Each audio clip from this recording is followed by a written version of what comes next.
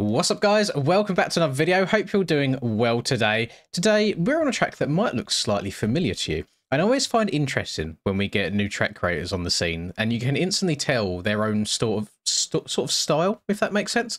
I'm going to give you 5 seconds to try and guess who made this one. It was Smokester. As you'll see, the textures on and off the track, very, very similar to his last track. And what we've got going on here as well is this one track or is this two? No, it is two different tracks. Okie dokie. At first, when I was flying around, I thought that this whole Supercross bit was part of the national track as well. So we've got two tracks here, actually. This is called Moribund MX, and we've got 40 gates here off the start. We go long start straight, round to the left.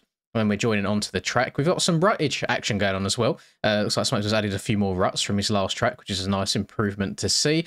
Even got a little bit of a freestyle area off the side as well. And you can tell his sort of style right now is fast, smooth, flowy.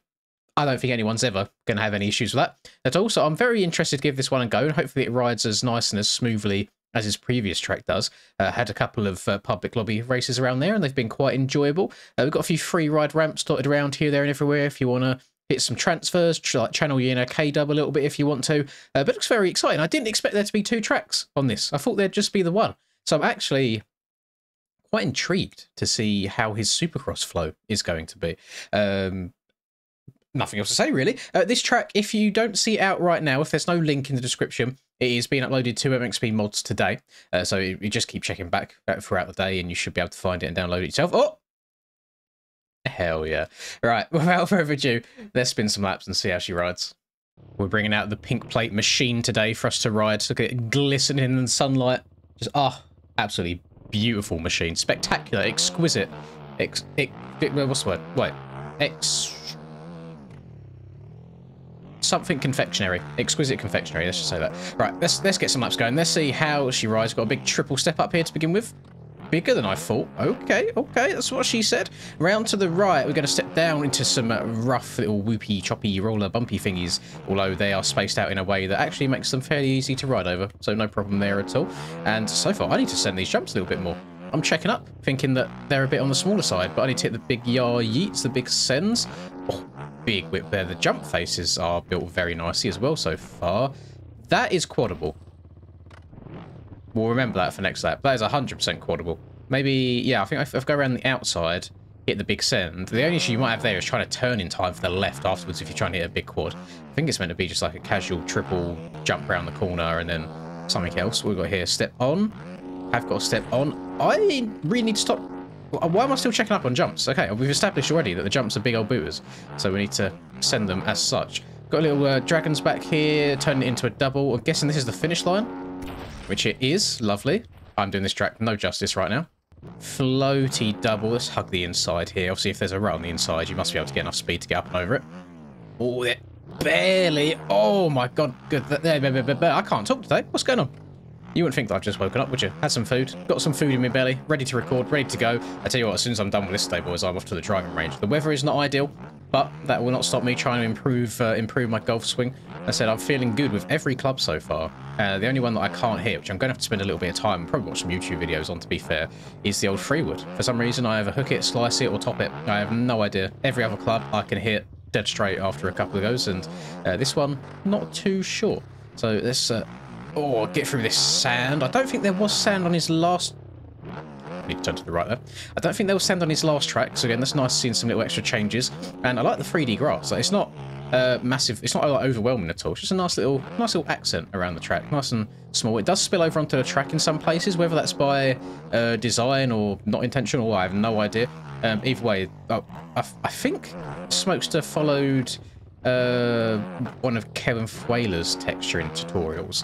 Or we got help from Kevin directly, because you can definitely tell there's a bit of Kevin influence in here, and I love seeing it. It's definitely like one of the best texturing jobs for new track creators I've seen in quite some time. Let's hit the step off here. In the track building process, I generally think in order of difficulty, I think texturing is probably the hardest bit. That is a hell of a send. Holy, I didn't shut off for that time. I want to turn around and hit it again. There's actually two bits I want to hit again. I want to try and hit that quad out the corner over here that I sent earlier. And then I want to see if we can hit that big step up to there. So I'm going to go around the outside in this corner. Oh, it is banked as well. Oh, you can. Oh, that is going to be a tough angle, because that wouldn't. I don't think that would count lap time wise. I think that would give you cuts. I went a little bit too far on the inside. Then if you go further to the right, the issue that you might face is not being able to turn in time. Stretch it. Oh my goodness. Okay, that is wide open. You got downside the jump before it really, really nicely. And then we got the finish line here. Nice floaty one. Let's actually whip over it this time rather than turn into an absolute goon and doing a backflip. So then we'll step over this. I'm going to go middle right here instead of inside to give me a little bit more of a run up to send this double down. Oh no. Oh no. Oh, thank God. Land front wheel high on the OEMs and pray that it buffs out. Round to the left into these sand rollers again. I'll get a little triple in there. Triple again. Don't think I've got the speed to triple out. We'll check up. Jump into the rut. Oh, I need to remember where the track goes, man. Little triple there. It's technically it's only my second time around on this bit of the track. Then into some more rough stuff. Get some bounces going on. Step onto this table. Yeah, then I step off. And then I need to remember that the wall jump at the end of this section of sand, I need to jump slightly right on and maybe not wash the front end in the sand. That'd be good. Come on, Linda, what are you doing? Oh, you meant to have the red plate. You meant to be defending the red plate in a couple of days' time. Oh. Get the flow. Get the speed. Lovely. Downside of that one, nice. Round to the right. Down here again. I feel like inside is probably always going to be the main line here, as long as you get enough oomph to get up and over that. Although, oh, I was going to say maybe you can triple that section if you go outside, but then you are left with a little bit of a weird. Oh no! Oh no! Oh no! Oh no! You are left with a little bit of a weird single into the corner if you were to triple. So I actually think going double is probably faster, and I don't see there being a world where it's quadable. That is a hell of a big jump. And I am over jumping and under jumping and messing up everything right now. Let's get the power to the ground. Let's go further around to the left, and then that might. Oh, it gives us enough speed. It does not. Okay. Mate, do you reckon this is intentional to be a little triple, like a step on here, or do you reckon? I mean, there are ruts on the face of this, so it makes me feel like I just meant to go double. But I like pushing the limits on some of these tracks and trying to do things you probably shouldn't do. So I'm going to go around here. We're going to jump into this corner. We're going to filter in again. I just want to get the line right, you know. Maybe if we go around the outside in this corner, then we can stay lower over this. Keep my momentum moving forwards more. Didn't catch the backside of it too well. But if we jump to the far right, oh, there we go. It is a hell of a stretch. Like, if there's semi-road coming into play as well, I think that's going to be very, very difficult. I tried pulling a backflip off the face of that. Did not work. I don't know when this happened.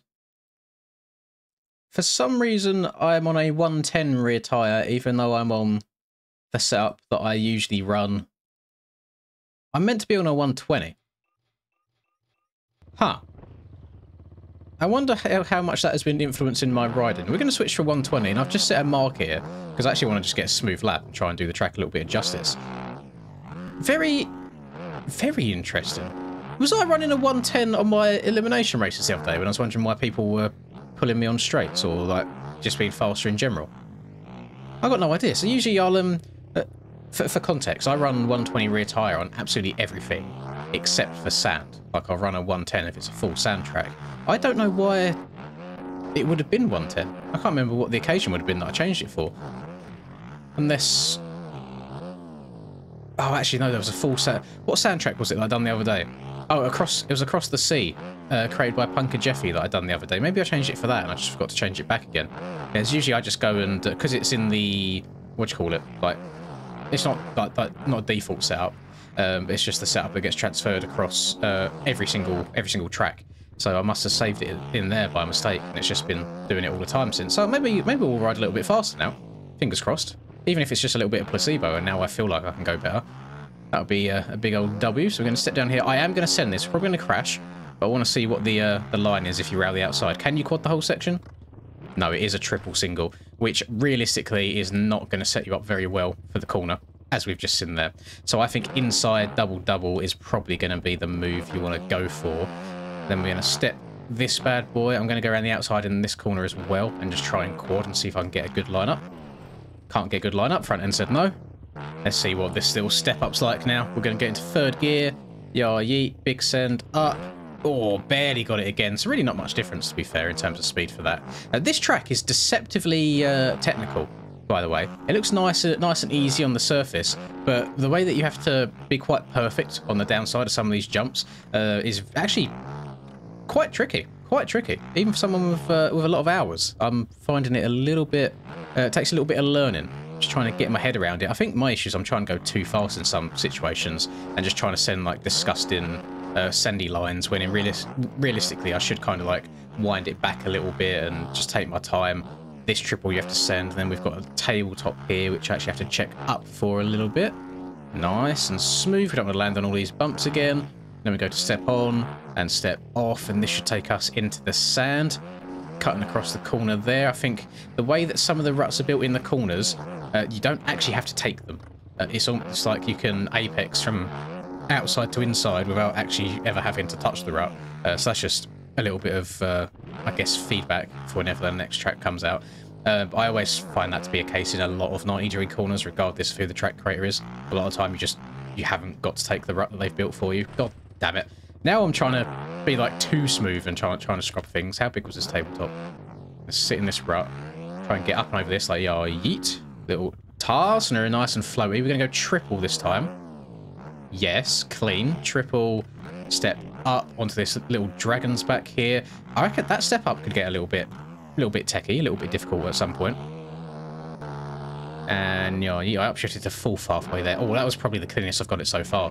Yeah, shifting to fourth halfway along the straight done me wonders there. Up and over this, and this is a 1 minute 40 lap time with a bunch of mistakes. I'll go for one more. Try and get one more clean one in. So we've got a little double here. Gentle on the brakes, smooth on the throttle out of the corner, so we can get up and over this, and we cannot. So I'm going to go over to the Supercross track, because I'm clearly not doing this one any justice. I do apologise, Smokester. Let's work our way over here. Right then, here we go. Our first Smokester Supercross track. How is this going to ride? And this is inflatable, by the way, on the right-hand side of me. Smokester made himself in Blender, and got a little bit of help from Red Rider with the touch-ups at the end. But very, very well done for a Blender noob. I wish I could model stuff in Blender. So we're into this first corner here. Got a nice, very generous rut to help you. Big quad in the start of the section, and then triple. Oh, is this going to be a soupy triple? Well, it is. I didn't get enough speed for that whatsoever. I can tell by the way these jumps are built already. It's slightly overscaled and the jumps are fairly shallow, so hopefully, I'm going to say this early on but probably going to completely jinx myself, hopefully this shouldn't be too difficult of a Supercross track, unless I start trying to go for just ridiculous lines. Is this a wall? I hate learning Supercross on the very, very beginning of lap 1. Once I'm like 4 or 5 laps deep, I'm okay. It's just trying to work out what's what. And then we've got a triple onto an on, and then step off. Yes, triple into the corner. This just looks like a single and a table. Looks like there's no single at the end. Yep, that's fine. And then round to the left here, we've got... the face of that jump made it look like it was a Supercross triple. But that is going to be quadded, I reckon. Maybe, I don't know how many jumps there are. Maybe quad, triple, quad, however many singles are in that section. And we've got a little roller for a bit of a speed check. Step up and over this. This seems to be another just triple all the way into the corner. Big triple. There's a lot of length on that one. Round to the right, joining back across onto the start straight. I reckon we can quad our way into this section again. That seems to be the way that felt right for me. So all the way in, triple into the corner. Bit of a bounce, I over jumped it slightly, but we are still okay. Triple this. What if we go left side? Can we quad this whole thing? Oh, yes. You 100% can quad that whole thing. Given a good, like a better downside on the triple than I did, you 100% can do that. These whoop, I don't know if these are whoops or what if they're meant to be classed as whoops. There's one or two ones halfway through there. They're a little bit higher than the rest. That is very, very tricky. Like the bike just wants to kick out sideways on you a bit. That's quadable, or did I got it? Oh, I don't know if that's quad. That might be a quad triple if ever I've seen one. Then around here we can scrub this bad boy. Right, this is what we're going to send. We're going to send this as far as we can. See if we can quad it. Yeah, yeet. Oh, I've overjumped it. I've overjumped the quad. Oh, we've cased the 5. We've quintupled. And then big floaty triple, land that. Round to the right. What if... Now let's just try and... Let's not try and be a bit silly. I was going to say, what if I just absolutely row this outside and see if I can somehow like 5 into this section, but it was not meant to be. We're just going to go step on, step off, Let's see, can we get this triple from the inside if we just take this rut? I imagine so. It must be... Oh, actually, that's a bit of a stretch. I feel like these tracks are definitely more 450 orientated. You can 100% do these lines on 250s. You just have to be absolutely wicked everywhere. Let's go round this. I'm going to stay on the right hand side. So we step. No, you probably want to step over that and then double into the corner. Plenty of different line variations though, which is always something that I'm impressed with when it comes to custom Supercross tracks. I always feel like trying to get multiple viable rhythms is probably quite difficult to do. Keep forgetting how small that triple is there. And then I'm not going to try quad on this. I'm just going to check up. Lovely. And then step over. Triple. Oh, I did feel like I got slightly out of rhythm there. It felt like I was taking off on landings and then downsiding jumps, just with the way the face and the landings of the jumps are built. Nice smooth quad there. That was pretty much perfect. And then another floaty triple into the corner. Get this inside rut. Just for a little roller. Float up and over this bad boy. Downside that nicely. Definitely think I'm learning this quicker than I learned the outdoor track, which doesn't surprise me. I do like my Supercross. And then on the power. Oh, try not to go over that rut. I'm going to quad this. Overjumped it a bit, but I should bounce my way into the corner okay, which I did. I want to try and stay low on this. Shift up. Get the power down. Stretch it. Oh, clean. Lovely. Put a little bit of a bum whip on that in the air as well to get as much distance as possible. Can I triple this from the inside? Yeah. Oh, yeah, 100%. And then we want to quad out of this bad boy. Lovely. Can we quad afterwards? Oh, no, that might be a little bit too far. That might be a quad step over and then triple into the corner. I think trying to go quad and then over table plus one more jump might be a little bit too much. A little bit too much. And it's actually surprised me, actually, that I've got to check up a little bit for this quad here. But yeah, that section there is probably like the nicest, smoothest, flowest part of the whole track. But I'm enjoying this. As far as like first Supercross track attempts go, you should be pretty happy with yourself, Smokes. This is very, very good fun. I apologise that I didn't do the outdoor track much justice at all, but I'm having a pretty damn good time riding around here, I'll be honest. I'm going to step over again. Yes, that was going to give the inside one more... No, I'm not. No, I'm not going to give the inside one more chance. I'm going to land this on the right side. Case the life out of it, but it's okay because we have the safety net of the on-off to protect us. So what I've noticed in this whoop section, you almost want to jump into it and jump over the first big bump, and then you can work about skimming the rest. That seems to be the best way through them for me, at least. But yeah, quite a techie whoop section. I think it's where they're so close together, your bike doesn't have too much time to like even itself out.